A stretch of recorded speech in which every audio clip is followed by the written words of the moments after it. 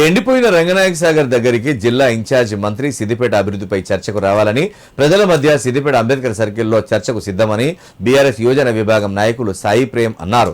Ward member కూడా గెలవని హరికృష్ణకు హరీష్ రావుతో చర్చలు జరిపే స్థాయి లేదన్నారు. శిల్పారామం పనుల వద్ద రేవంత్ రెడ్డి తరలించుకుపోయిన వెటర్నరీ కళాశాల వద్ద చర్చకు ఏ మంత్రి వస్తాడో రావాలన్నారు. సిద్దిపేటలో ఏర్పాటు చేసిన మీడియా సమావేశంలో మాట్లాడారు. కాళేశ్వరం అన్న రేవంత్ రెడ్డికి ఎన్డీఎస్ఏ రిపోర్టు చెంపచెల్లు అనిపించింది. కాళేశ్వరం తెలంగాణకు ఎల్లప్పుడూ ప్రాణేశ్వరమే అన్నారు. సిద్దిపేట నాయకులకు అభివృద్ధి మీద, సిద్దిపేట ప్రజల మీద ప్రేమ ఉంటే మా సవాల్ను స్వీకరించి మంత్రిని చర్చకు తీసుకురావాలని డిమాండ్ చేశారు. రిజర్వాయర్లు ఎండిపోయినా కనబడడం లేదా, సిద్దిపేటకు నిధులు ఆగిపోయినవి కనబడడం లేదా అని ప్రశ్నించారు. కాంగ్రెస్ నాయకులకు రైతుల ఉసురు తగులుతుందన్నారు. రానున్న రోజుల్లో తమ అధికారం పోతుందనే ఫ్రస్ట్రేషన్లో కాంగ్రెస్ నాయకులు ఏ స్థాయికి దిగజారో అర్థమవుతుందని ఖండించారు. నర్సింగ్ కాలేజ్ ఉన్నది, అసంపూర్తిగా మిగిలిపోయింది. ఆ పనులు మీకు చేయనీకి వస్తలేవా? మీరేం చేసిన 32 నెలల కాలంలో సిద్దిపేటలో ఏ ప్రాజెక్టు తీసుకొచ్చినారు? మా బీఆర్ఎస్ పార్టీ అధికారంలో ఉన్నప్పుడు కదా మేము రంగనాయక సాగర్ కట్టింది. మా బీఆర్ఎస్ పార్టీ అధికారంలో ఉన్నప్పుడు కదా కాళేశ్వరం ప్రాజెక్టు ఉన్నటువంటి సిద్దిపేట జిల్లాను రిజర్వాయర్ల కిల్లగా మార్చింది మా బీఆర్ఎస్ పార్టీ ప్రభుత్వం కదా, మా కేసీఆర్ గారు కదా, మా హరీష్ అన్న గారు కదా. రైతుల గురించి మీరు మాట్లాడుతున్నారా? రైతుల గురించి మాట్లాడే నైతిక అర్హత అసలు కాంగ్రెస్ పార్టీకి లేదని ఈ సందర్భంగా మేము తెలియజేస్తా ఉన్నాం.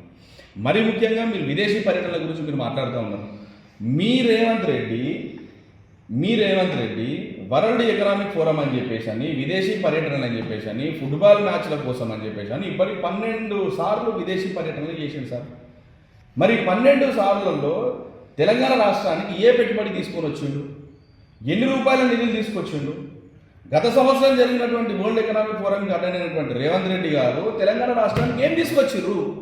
ఎస్, మా బీఆర్ఎస్ పార్టీ, మా కేసీఆర్ గారు, మా హరీష్ అన్న గారు, మా కేటీఆర్ గారు విదేశీ పర్యటన చేసిర్రు.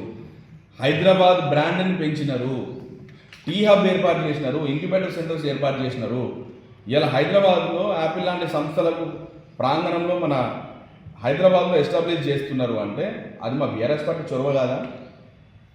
మీకు తెలియదా? మీకు తెలియకపోతే మీకు శ్వేతపత్రం మేము విడుదల చేస్తాం కదా, మీరు ఒకసారి వెరిఫై చేసుకోండి కదా. సిద్దిపేట అభివృద్ధిపై మాట్లాడే అర్హత ఈరోజు కాంగ్రెస్ పార్టీ నాయకులకు లేదు. ఎందుకంటే గత కొన్ని సంవత్సరాల నుండి కేసీఆర్ గారి తర్వాత సిద్దిపేటను అభివృద్ధి కొనసాగిస్తూ ఉన్నది హరీష్ అన్న గారు.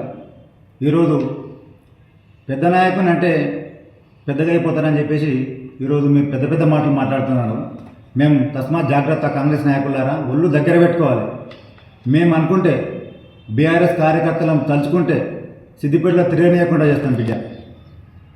ఈరోజు తెలంగాణ రాష్ట్ర ప్రదాత, తెలంగాణ తన ప్రాణాన్ని లెక్క చేయకుండా ఈరోజు తెలంగాణను సాధించినటువంటి గొప్ప నాయకుడు కేసీఆర్ గారు. వారి తర్వాత తెలంగాణ రాష్ట్రానికి కావచ్చు, అదేవిధంగా సిద్దిపేట ప్రాంతానికి వినలేని సేవలు అందిస్తున్నటువంటి మహానాయకుడు మా సిద్దిపేట ముద్దుబిడ్డ మా హరీష్ రావు గారు కావచ్చు. వారిని అంటే ఈరోజు పెద్ద నాయకుడిని అంటే మీరు పెద్దగా అయిపోతారని చెప్పేసి ఈరోజు మాట్లాడుతూ ఉన్నారు. మేము సిద్దిపేట అభివృద్ధికి చర్చకు సిద్ధం. మీరు క్యాంప్ ఆఫీస్కే కాదు, మేము ఒక డిమాండ్ చేస్తూ ఉన్నాం.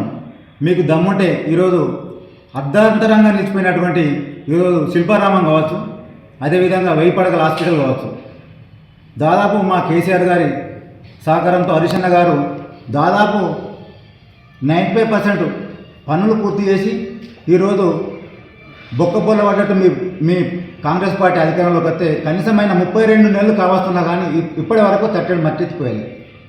సిగ్గుండాలో మాట్లాడడానికి ఏమైనా హరీష్ రావు గారిని మాట్లాడితే, హరీష్ రావు గురించి మాట్లాడితే పెద్ద నాయకులు అయిపోతారు.